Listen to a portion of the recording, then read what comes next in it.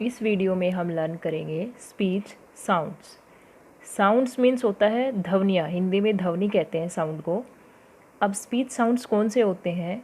वो साउंड, वो ध्वनियाँ जिनका प्रयोग हम किसी भाषा को बोलने में करते हैं, उसको कहा जाता है स्पीच साउंड्स। इंग्लिश बोलने के लिए हम कितने स्पीच साउंड्स का प्रयोग करते हैं? 44 का। अब एक बात तो सोचते होंगे कि इंग्लिश में जो लेटर्स होते हैं वो कितने होते हैं? 26 होते हैं। जो ABCD होती हैं वो कितनी होती हैं? 26 होती हैं। लेकिन इनसे जो हमें साउंड मिलती है, ध्वनि मिलती है, वो टोटल कितनी होती हैं? 44। ये बात हम आगे समझेंगे। जो 44 साउंड हैं उनको दो भागों में डिवाइड किया गया है। 20 तो वावल्स हैं, वावल्स को हिंदी में स्वर कहते हैं, और 24 क्या है? कॉन्सोनेंट्स हैं। कॉन्सोनेंट को हिंदी में व्यंजन कहते हैं। वावल के भी आगे 2 पार्ट्स हो जाते हैं। 12 तो प्योर वावल्स होते हैं और 8 होते हैं डिप्थोंग्स। नीचे कुछ वर्ड्स दिए गए हैं, इनको तुम्हें बहुत ध्यान से समझना है ताकि इससे हमें पता चल सके कि जो स्पीच साउंड्स हैं उनको सीखना क्यों ज़रूरी है। सबसे पहला दिया गया है कार, दूसरा है काइट। अब तुम यहाँ पे एक मेजर डिफरेंस देख पा रहे होगे कि जो यहाँ पे लेटर C है उससे हमें किसकी ध्वनि मिल रही है, किसकी साउंड मिल रही है? कै की साउंड। काइट, काइट में भी जो लेटर के लेटर है उससे भी हमें किसकी साउंड मिली? के की साउंड मिली। यानी देखो कई बार इंग्लिश में क्या होता है, दो दो लेटर भी सेम साउंड दे देते हैं। अब देखो नेक्स्ट, देखो केमिस्ट्री। केमिस्ट्री में जो CH है उससे हमें किसकी साउंड मिली? कै की। लेकिन यही CH जब हम मशीन में देखते हैं तो किसकी साउंड देता है? शै की साउंड देता है। इसी तरह से लाफ में देखेंगे, लाफ में जो GH है वो फै की साउंड देता है, लाफ, फै की साउंड। लेकिन यही जो GH है वो गोस्ट में किसकी साउंड देता है? गै की साउंड। किसकी साउंड देगा? गै की साउंड। तो जो इंग्लिश लैंग्वेज है उसकी एक विशेषता है कि इसमें जो स्पेलिंग होती है उसका, और वो किस तरह से बोली जाएगी, उसका उच्चारण किस तरह से होगा, इनका आपस में कोई सीधा संबंध नहीं होता। जिस तरह से हम स्पेलिंग को सीखते हैं ना कि इस स्पेलिंग में ये लेटर्स आएंगे, उसी तरह से हमें इसकी जो प्रोनंसिएशन होती है किसी भी स्पेलिंग की, जो उच्चारण होता है, उसको भी हमें डिक्शनरी में देख के सीखना पड़ता है। और स्पेलिंग को और उच्चारण को और प्रोनंसिएशन को सीखने में हमारी मदद कौन करते हैं? वो करते हैं स्पीच साउंड्स। तो इसलिए इन स्पीच साउंड्स को सीखना ज़रूरी होता है। इन स्पीच साउंड्स को हम कैसे सीखेंगे? इनके कुछ सिंबल्स होते हैं उस तरह से। सबसे पहले सीखते हैं प्योर वावल्स, जिनकी संख्या कितनी होती है? 12।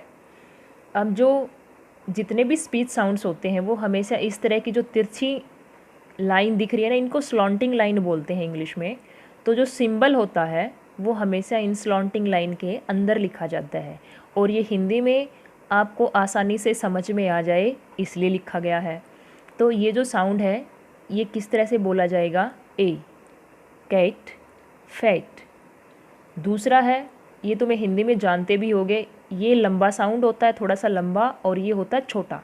ये होगा ए, टेन, पेन। जैसे टेन और पेन में आता है ना, दोनों के बीच में ये वाला साउंड। फिर थर्ड है ए, जो आता है अबाउट, टीचर। फिर फोर्थ नंबर पे है, ये जो ए है ये लॉन्ग साउंड है, थोड़ा सा लंबा साउंड होगा। लेकिन जो ये ए है ये बिल्कुल छोटा होता है। जैसे कौन से वर्ड में आता है? Cup, much. कप, कै और पै के बीच में आता है ना जो, वो वाला ए का साउंड। मच, मैं और चे के जो बीच में आता है वो, कप, मच।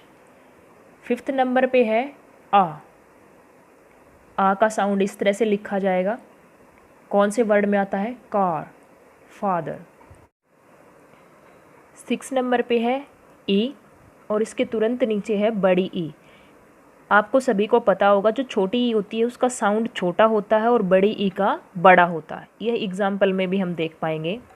ई का जो सिंबल है वो इस तरह से लिखा जाता है, और कौन कौन से वर्ड्स में आता है ये? Sit, ship, fit. फिर है ये बड़ी, यानी इसका जो साउंड है वो लंबा होगा, जैसे शीप, डीप, इसमें एक तो ई आया था, एक इसमें, दोनों में फ़र्क है, ये छोटा है और ये बड़ा। सिट, सीप, शिप, सीप। नेक्स्ट है ऊ, ये छोटा है और ये इस तरह से लिखा जाएगा यूं करके। और कौन से वर्ड्स में आता है? Good, full. जो बड़ा है उसका साउंड लंबा हो जाता है, ये इस तरह से बनाया जाता है, इस तरह से दो डॉट लगा के, बिंदु लगा के। जो कौन से वर्ड्स में आता है? फूल, कूल। दोनों में फ़र्क है ना साउंड में, ये छोटा आता है और ये बड़ा। फुल, फूल, फुल, फूल। नेक्स्ट है ओ, इस तरह से इसका सिंबल लिखा जाता है। और वर्ड्स कौन से होंगे? Got, cot, on. फिर जो एक है औ, ये जो है इसका साउंड लंबा हो जाता है, जैसे सौ, कॉल। लास्ट का है, ये इस तरह से 3 लिख के लास्ट में 2 बिंदु से लगा दिए जाते हैं और साउंड क्या देता है? ये अर की साउंड देता है, जैसे गर्ल, जैसे गर्ल। अर की साउंड आई बीच में, बर्ड, अर की साउंड आई बीच में। तो ये थे हमारे प्योर वावल्स। ये आपको याद करने पड़ेंगे और इनके सिंबल याद करने पड़ते हैं। इसी तरह से पहले वावल्स याद करेंगे, उसके बाद कॉन्सोनेंट, क्योंकि ये एग्जाम्स में पूछे जाते हैं। नेक्स्ट है डिप्थोंग्स। डिप्थोंग्स में और प्योर वावल्स में क्या फ़र्क होता है? प्योर वावल्स में सिर्फ एक साउंड होती है, लेकिन डिप्थोंग्स में 2 साउंड मिल जाती हैं। और ये संख्या में कितने होते हैं? 8। फर्स्ट है आई, आई इस तरह से लिखा जाता है। और वर्ड्स कौन कौन से? जैसे किस में आता है? माई, फ्लाई, लास्ट में आया ना माई में, और फ्लाई में भी। सेकंड नंबर पे है आऊ, कौन से वर्ड्स में? जैसे काऊ, नाउ। थर्ड डिप्थोंग है हमारा औ, जैसे स्लव, किस में आता है? स्लव।